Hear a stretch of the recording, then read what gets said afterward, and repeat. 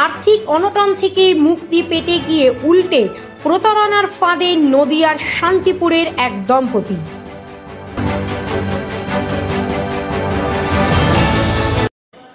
Our channel content only for education and information purpose. We do not promote any violence, criminal activity, crime against women, or self-injuries and communal disharmony.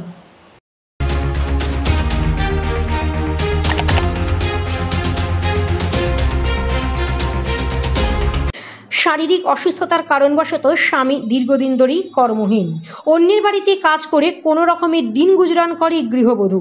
নদিয়ার শান্তিপুর থানার সূত্রগড় মুন্সিপাড়ার এলাকা মঙ্গলা সাঁতরা লোনের লোভে প্রতারণার ফাঁদে শেষ পর্যন্ত সবকিছু খুইয়ে বসলেন। জানা যায় তার এলাকার আরেক বাসিন্দা প্রজিত ভদ্রের সঙ্গে তারা পূর্ব পরিচিত। জানা যায় গৃহবধূ মঙ্গলা সাঁতরা তার স্বামী অস্থায়ী কর্মী হিসেবে বিদ্যুৎ দপ্তরে কাজ করতেন। সেই সূত্রেই অভিযুক্ত প্রজিত ভদ্রের সঙ্গে তাদের পরিচয় হয়। এই প্রজিত ভদ্র তাদের লোন করে দেওয়ার নাম করে একটি অ্যাকাউন্ট তৈরি করতে বলে। সেই মতো ব্যাংকে গৃহবধূ এসে প্রয়োজনীয় সমস্ত ডকুমেন্টস জমা দিয়ে ব্যাংক অ্যাকাউন্টও তৈরি করে। এরপর গতকাল মঙ্গলা সাঁতরার বাড়িতে একটি নোটিশ আসে, যে নোটিশে দেখা যায় 27 লক্ষ টাকা ওই অ্যাকাউন্টে ট্রানজাকশন করা হয়েছে। এই নোটিশ পেয়ে বেজায় বিপাকে পড়েছে ওই দরিদ্র পরিবার। তাদের দাবি এই বিষয়ে তাদের কিছুই জানা নেই, এমনকি ব্যাংক অ্যাকাউন্ট তৈরির পর 5 বিল সহ সমস্ত ডকুমেন্টস তার সবকিছু ওই অভিযুক্ত কাছেই ছিল। নোটিশ আসার পরে ওই অভিযুক্তর বাড়িতে একাধিকবার গিয়েও কোনো লাভ হয়নি বলেই গৃহবধূ জানাচ্ছেন। উপরন্তু অভিযুক্তের পরিবার থেকে তাকে যথেষ্ট গালিগালাজ করা হয় বলেও অভিযোগ। এরপরই শান্তিপুর থানার দ্বারস্থ হন ওই গৃহবধূ। তাদের অভিযোগের ভিত্তিতে তদন্ত শুরু করেছে শান্তিপুর থানার পুলিশ। আমি কি করবো, আমি নিজেই বুঝতে পারছি না।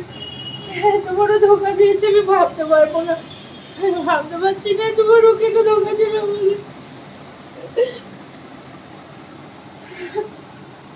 কালকে সকালবেলা 10টা সাড়ে 10টা না 10টা সাড়ে 10টায় আমার অসুস্থ স্বামী বাড়িতে একাই ছিল, আমি পরের বাড়ি কাজ করি। ওখান থেকে আমাকে ফোন করে বলে যে থানা থেকে একটা কাগজ এসছে তোমার নামে, তুমি নাকি এত লোক তো টাকা নিয়েছো থানা থেকে। হ্যাঁ, আমাকে একটা লোক বাড়িতে দিনের পর দিন এসে বলেছে যে একটা লোন করে দেবো, তা আপনারা কি এটা করবেন? তা আমার অসুস্থ স্বামী, আমি মনে করেছিলাম যে যদি কিছু টাকা পেয়ে আমরা একটা কিছু করতে পারি তাহলে আমি একটু সংসারটা চালাতে পারবো, সেই ভেবে করেছিলাম। কিন্তু আমাকে সে বই কোনো কাগজপত্র আমাকে কিচ্ছু দেয়নি। দেবে দেবে দেবে দেবে করে দিনের পর দিন আমাকে ঘুরিয়েছে। তার সঙ্গে দেখা করেছি রাস্তায়, তাকে গাড়ি ধরে দাঁড় করিয়েছে, আমাকে কাগজ ব্যাংকের বইটা দিন, আমাকে ফেরত দিন, আমাকে দেয়নি। এই করে করে এবার আমার স্বামী নিয়ে আমার কাজ নিয়ে আমি একটু কাজে ব্যস্ত হয়ে গেছিলাম। কাজ না করলে আমার সংসার চলবে না। আমি রোজ কাজে যাই, এই পাড়ার লোক সবাই জানে আমি কাজ নিয়ে থাকি, আমার ছেলে বর নিয়ে থাকি। তা সেই কাগজপত্র ব্যাংকের বই আমাকে কিচ্ছু দেয়নি ফেরত। তা হঠাৎ দেখি কালকে সকালবেলায় এই কাগজ মানে এই থানা থেকে এই কাগজটা এসেছে। আমি তো দেখে অবাক হয়ে গেছি। তারপরে কি করব আমি তো কিছু ভেবে পাচ্ছি না। তারা এসে বলে গেছে যে আমাকে 1 সপ্তাহের মধ্যে থানায় যোগাযোগ করতে। তা আমি তো কালকে থানায় মানে অ্যাকাউন্টটা করে দিয়েছিলেন? হ্যাঁ, অ্যাকাউন্টটা করে দিয়েছিলাম। কাকে করে দিয়েছিলেন? আমাকে ওকে দুজনাকেই নিয়ে গেছিল ব্যাংকে। কোন ব্যাংকে? ওটা হচ্ছে তোমার ডাকঘর হচ্ছে না, ডাকঘর না, মতিগঞ্জে ইকো ব্যাংক। কতদিন আগে? এটা হচ্ছে তোমার 24-এর প্রথম দিকে। 24-এর প্রথম দিকে। এই 5-6 মাস হতে চলবে? তার বেশি। হ্যাঁ। কে করেছিল এটা নিয়ে? এটা হচ্ছে তোমার 1 নম্বর কলোনি কি ভাঙা বটতলায় প্রজিত ভদ্র।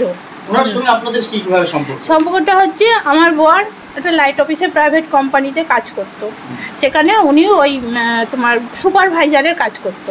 এবার সেই ইয়েতে সূত্রে ওর সঙ্গে মানে জানাশোনা চেনা জানা, আমাদের বাড়ি আসতো, মানে এই বইটা করে দেওয়ার সূত্রে আমাদের বাড়ি আসতো। মানে বইটা করে দেবে বলে কি জন্য করে দেবে বলেছিল? ওই আমাদের অসুস্থতা, আমাদের সংসারটা যাতে চলে সেইভাবে লোন করে দেবে, এটা ভাবে বলে আমাকে বলেছিল। যে এটা জানার পর এই যে কালকে এসে তারপর যোগাযোগ করেছিলেন?